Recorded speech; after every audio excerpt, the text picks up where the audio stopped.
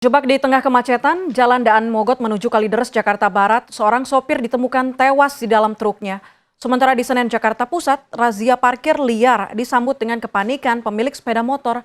Informasi selengkapnya berikut kami rangkum dalam Kilas Metropolitan.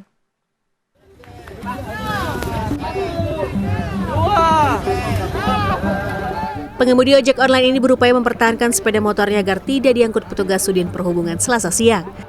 Ia terjaring razia parkir liar di Jalan Senen Raya, Jakarta Pusat. Tetapi sang pengojek akhirnya hanya bisa pasrah karena kalah jumlah dengan petugas. Razia parkir liar dilakukan setelah petugas menerima laporan banyaknya kendaraan yang parkir di luar parkiran resmi di kawasan gelanggang olahraga Senen dan di trotoar jalan. Terjebak di tengah kemacetan Jalan Daan Mogot menuju Kalideres, tepatnya di perempatan lampu merah Cengkareng, Jakarta Barat, seorang sopir ditemukan tewas di dalam truknya Selasa siang.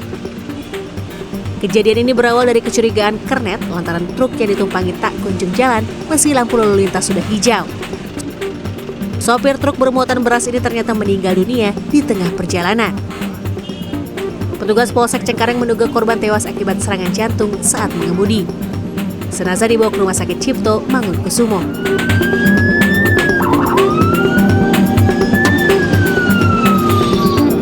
Seorang lansia warga Jalan Bunga Rampai 9, Kecamatan Durensawit, Jakarta Timur, terjatuh di kamar mandi saat hendak buang air kecil. Korban ditemukan Selasa pagi oleh keluarga. Lantaran sempitnya akses tangga, keluarga meminta pertolongan petugas Gulkarmat, Jakarta Timur. Proses evakuasi berjalan dramatis. Dengan hati-hati, petugas berupaya menurunkan tubuh lansia 67 tahun ini menggunakan tangga dan tandu dari lantai 2 rumah. Kurang dari 20 menit, korban berhasil diturunkan dan dibawa ke rumah sakit. Petugas memperkirakan korban sudah semalaman terjebak di kamar mandi akibat terjatuh. Dugaan itu ditandai dengan pintu kamar mandi yang rusak. Tim Liputan, CNN Indonesia.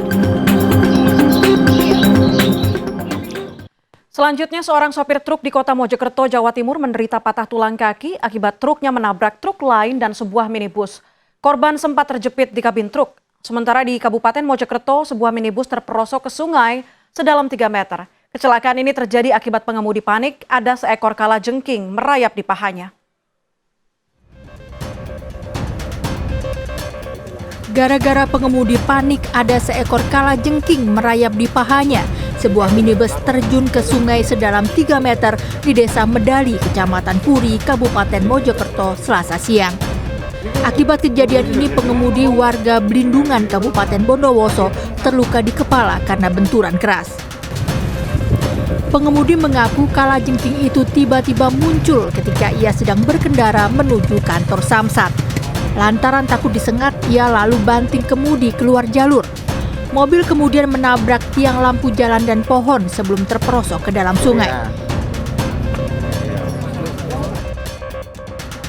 Penyelamatan supir truk yang terjepit di kabin kendaraannya ini dilakukan petugas PMI Kota Mojokerto dan Polresta Mojokerto di Jalan Raya Bypass, Kecamatan Magersari, Kota Mojokerto, Selasa siang. Korban menderita patah tulang di kakinya. Setelah 1 jam, korban bisa diselamatkan dan dibawa ke Rumah Sakit Dr. Wahidin Sudirohusodo, Kota Mojokerto. Sebelumnya, truk korban terlibat tabrakan beruntun dengan truk tangki dan minibus. Supir truk tangki menyebut tabrakan terjadi saat ia sedang berhenti di lampu merah. Tiba-tiba truk korban melaju kencang dari arah belakang dan menabrak truknya. Kerasnya benturan membuat truk tangki terdorong hingga menghantam minibus di depannya.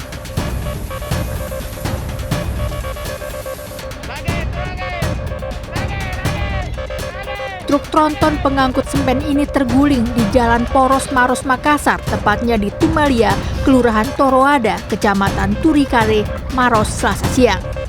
Akibat kejadian ini sedikitnya 600 sak semen tumpah ke jalan. Kecelakaan itu terjadi akibat supir truk hilang kendali setelah menghindari seorang pengendara sepeda motor yang menyalip dari sisi kiri kendaraan. Truk lalu menabrak median jalan dan terguling. Hingga Selasa siang, warga berupaya memindahkan semen yang berserakan dari jalan, sementara polisi mengurai kemacetan. Tim Liputan CNN Indonesia.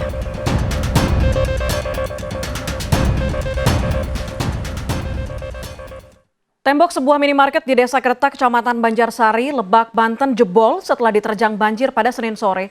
Akibatnya sejumlah barang yang dijual hanyut terbawa arus banjir. Sementara itu 3 rumah di kawasan Muharto, Kota Malang ambles akibat tergerus aliran sungai. Informasinya akan kami rangkum dalam kilas peristiwa berikut ini. Oh, iku ambrol mana iku? Ya ampun, Teh.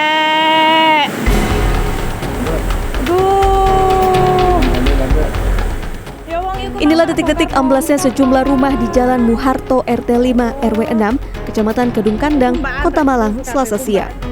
Total, 11 rumah yang berada di bibir sungai terdampak longsor ini. 3 rumah diantaranya rusak parah. Menurut warga, retakan pondasi rumah milik warga sudah diketahui sejak 2 pekan sebelumnya. Upaya perbaikan dengan menambal juga sudah dilakukan. Namun diduga karena kondisi curah hujan yang tinggi dan gerusan air sungai, membuat pondasi rumah milik warga ini ambrol. Pemerintah desa setempat meminta warga yang rumahnya berada di bibir sungai untuk mengungsi ke tempat yang lebih aman.